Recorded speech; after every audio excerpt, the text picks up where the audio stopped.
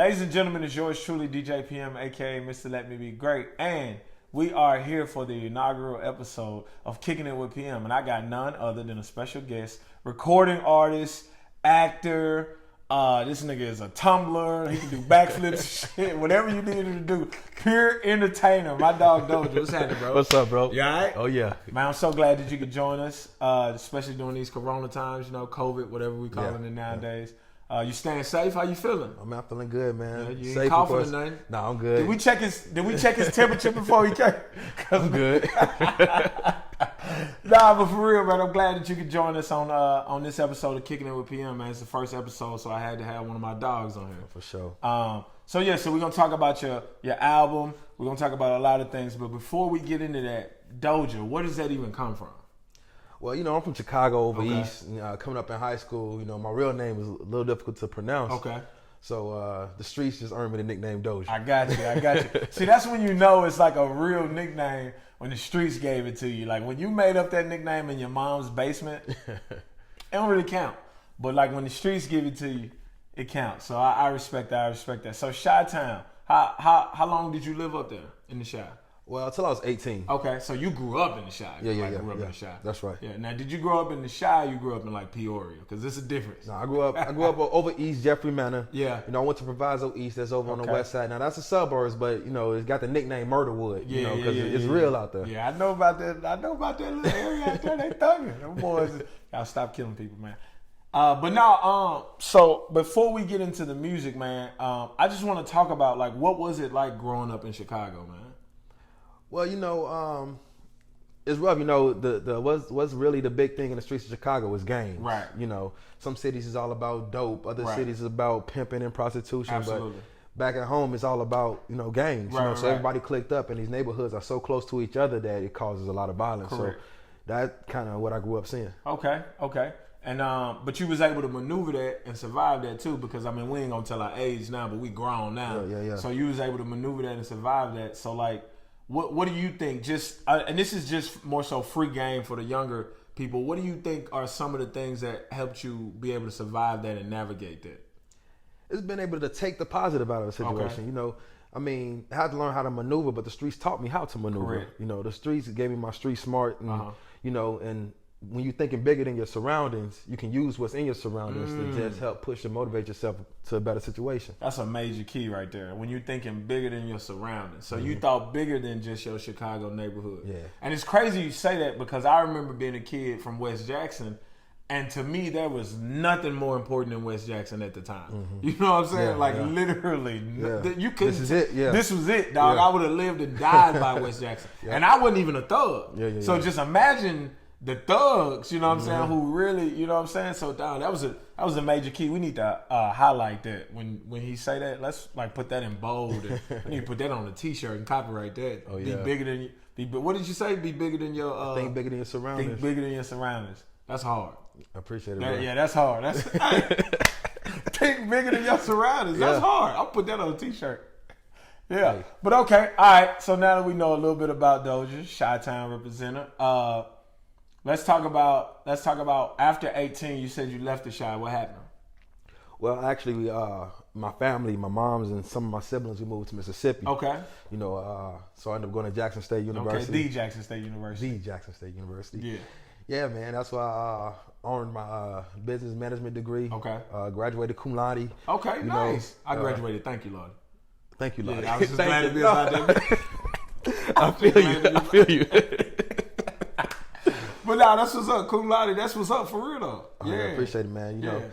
But the main thing I earned from Jackson State was I started acting. Correct. And I always consider myself a writer and a lyricist, but when I learned acting, I started realizing, I'm an entertainer. I'm an artist. Right. More than just a rapper. Yeah, I'm an artist, so it helped me on the rapping tip and helped me to find out who I am and become myself. Really. Okay, man. That's dope. Yeah. That's dope. Okay, learned all that at the Jackson State University. You don't say. All right, so let's get into the album. So the specific project we're gonna talk about today is your album Lit. So what does that mean to you, Lit? Lit, man. To me, it was the perfect title because Lit is actually an acronym for Life in Times. L-I-T, Life in Times. Trying to be like Jay-Z. A little bit. yeah. I'm be honest. I mean, he's one of my influences. Like, come on, man. I'm influenced by a lot of the greats in the game, so I don't never mind giving respect where it's due. Right. And that was something I wanted to play into. Absolutely. And I mean, you used it, but you didn't bite it, so that's dope. You know what I'm saying? Yeah. Jay-Z's my favorite rapper too, so you ain't getting no hate from me for that. But go ahead. So Lit, Life and Times. Yeah, Life and Times, and the album is pretty much a preview into my life. Got you. It just tells about the different aspects of me coming up in Chicago, even going to college. Life after college. Trying to get out there and everything. Right. Just the hustle. Yeah. And what it's like to be Doja. It was like to be me. Yeah, and I felt that. I felt that in a lot of the songs and a lot of the bars. They was like very.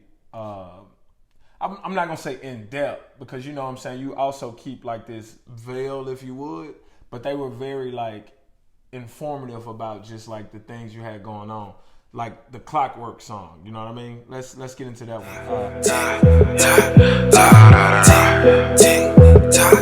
Clockwork. I'm just waiting on my time.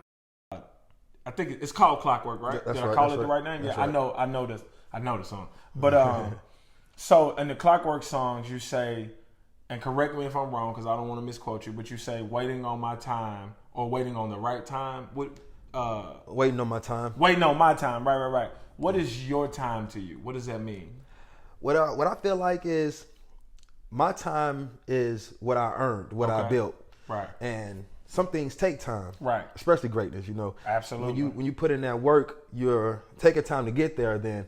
Once you figure you gathered everything you need, you learned what you went through, what you were supposed to go through, learn what you're supposed to learn, and finally you're going to reach a point where it's time to ignite. Cool. Okay. And I feel like my time to ignite hasn't come yet, but it's close. It's on its way. So it reminds me kind of what 2 Chainz used to say. Well, it might have been Titty Boy at the time, but when he was like, it's called grinding, and it's like when you take the perfect grind and the perfect time, and you put it together.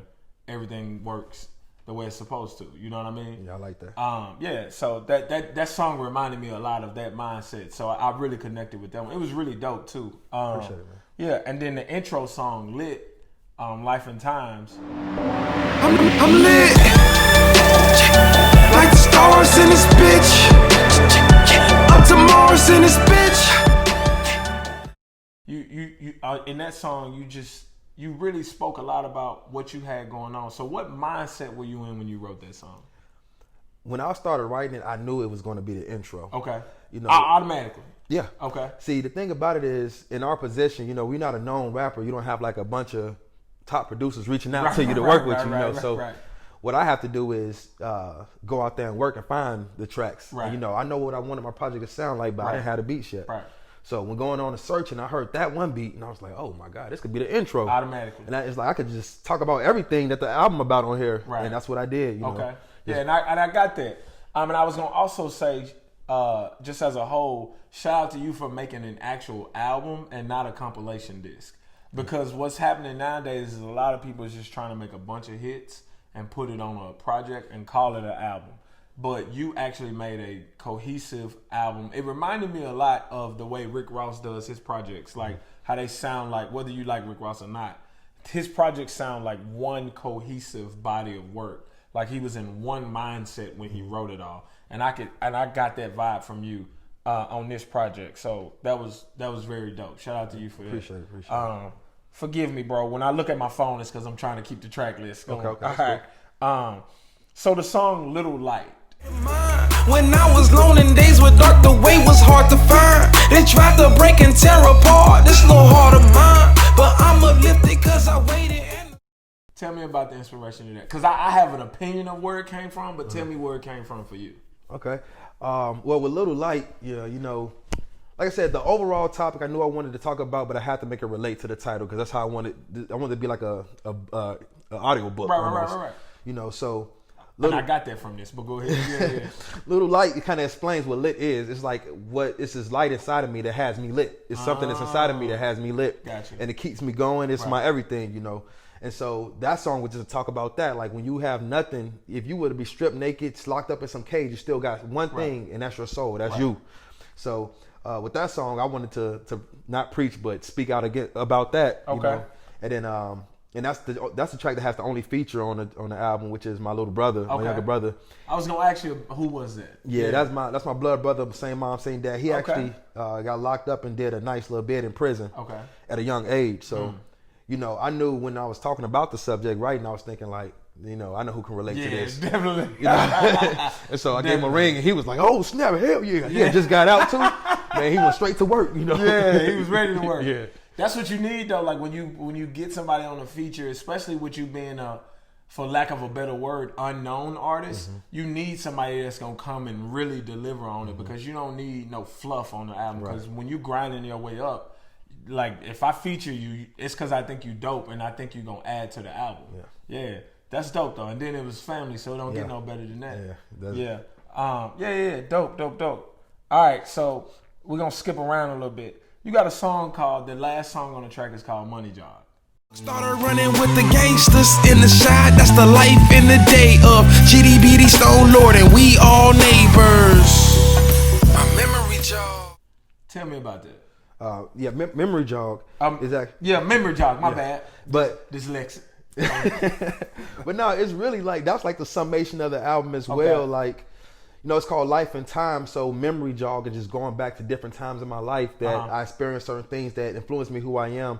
That's why toward the end of the track you get somewhat of a poem that you know, someone says that, and then as the outro the song goes out, it's saying it's all about who we are. Right. That's what it comes down to. You know, like I said in the song, we are a summation of our life's experiences. A mentor told me that one time.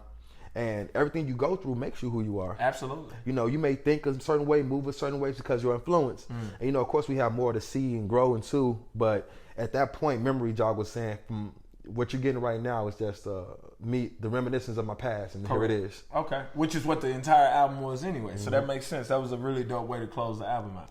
Like I say, I have my own opinion about all these songs and why you wrote them. But I don't want to put my opinions out there like I wrote the song. You know what I'm saying? But no, that's dope. All right, so then you got a song, Dance with the Devil.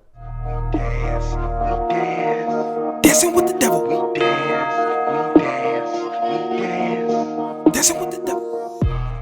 Okay. What was Dance with the Devil? That sounds like a dangerous thing, bro. Why would you want to do that? A lot of people hear that song and they start thinking like, some demonic stuff. Yeah, you're on your 360, right? But no, really, what it is, man. I'm the opposite of evil. Like I like to think positive, stay within the light. But Dancing with the Devil is kind of pretty much just speaking on the fact that if you're a human and you live on this earth, none of us are perfect. Right. You know, we always do. We probably intend to do good things, but some of us we even then do bad things. Absolutely. Probably not intentionally, but.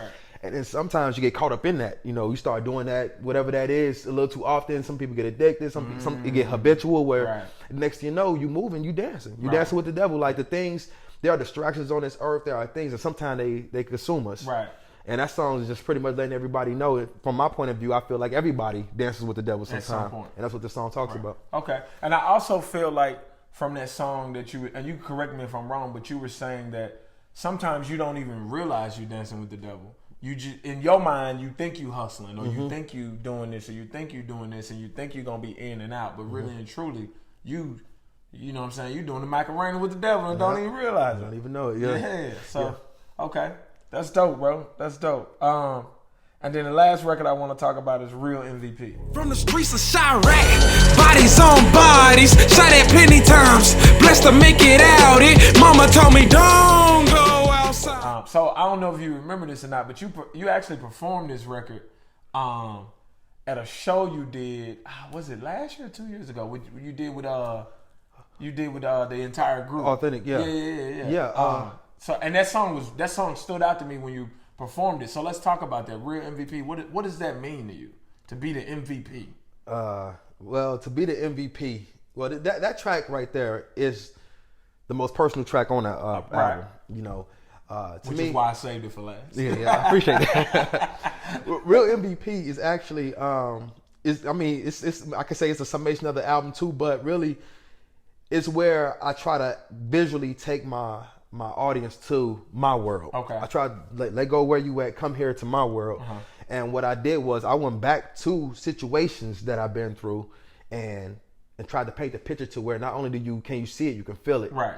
And the reason why I call myself the real MVP is because I think everybody should see themselves as the real MVP. Right. I see myself as the real MVP because I know the shit that I've been through, and I know how I climbed up out of it. It's okay if I curse? Yeah, of course. Yeah. I know how I climbed up out of it. You know, Yeah. it was situations that sometimes we find ourselves in a situation where we feel like, oh, it's over, or this is so bad, this is whatever. But you know, like I said, that little light was my motivation. I just used it to come out. And then when you look back at the situation, you realize I'm bigger than that. Right. Now I could conquer even bigger giant. Absolutely. And then when you got that mentality, you go through life and you start seeing yourself like, hey, I did it. Right. I'm the real MVP. You know what I'm saying? Yeah, it's get a little swagger. Yeah. Not only did I make it through, I came out like a boss. You know what I'm saying? All right. I didn't crawl out, baby. I walked out that thing. Yeah, stronger than I went in. Yeah. And it's dope that you said that because that's what I got from the song. Like it's like really a triumphant song. And it's more so about like just looking back like, man, I thought that situation was gonna break me, but I was able to conquer that. You know what I'm saying? It's crazy that you was able to put that into a song because I too, like just personally, when I think about stuff that I went through back in the day and I just be like, man, I thought that was gonna kill me. But it wasn't shit. Man. I really thugged my way out that shit. Yeah. And that's human nature, Yeah. So the track is meant to be motivation, because like you said, you experienced that. I think everybody's been through that. In some shape, form, or fashion, no matter what it is. Yeah. I feel like we all have things to overcome. Yeah, that's what's up, though, bro. All right, so before we wrap, what you got coming up, bro? What else you got? What you got coming? Because Lit's been out a year now? Yeah. Okay, so what you working on? You got any shows coming up? Yeah, well, this will be the first place. Well, you got me as the first guest on the Kicking It With PM, so this will be the first place I say it that I do have a project coming real soon. I do have a project coming. Hold on, pause. Exclusive. Kicking It With PM exclusive. All right, say it again in case they hear you. New project coming real soon, sooner than you think, maybe. Okay. And it's a goodie. It's a goodie. I feel like Lit Life and Times was about me. Right. And it was my story, but I feel like this next project, which I won't say the title of it. I can't get the title name. I got you with the title. The title is Gas and Pressure. Gas and Pressure. You got to give me the horns, baby. I got 2 exclusives. Okay, new album coming, and it's called Gas and Pressure. That's right. Okay, can I get the date? I'm pushing it. I'm pushing it. My bad. I'm pushing it. But it may be sooner than you think. And okay. I feel like Gas and Pressure is for the people. Okay. Lit was about me, my story, introducing myself to the world. Right. And then Gas and Pressure is like, now we taking it to the streets for the people, Right. Okay, that's dope. So be on the lookout for Gas and Pressure from my boy Doja. Let them know where they can find you at on social media, man. On social media, you can find me on Instagram. You can find me as Doji Fresh, DOJYFRESH. That's one word. Or you can put OG.Doja. That's my other account. Either way, you're going to get some good content, get access to the projects, get access to movies, things that I'm filming that I'm being a part of because I do act as well. And yeah, you get me. Absolutely. You know where to follow me at THEEDJPM. This is Kicking It With PM. Doja, appreciate you for coming, my guy. Man, thanks for letting me be great. No doubt.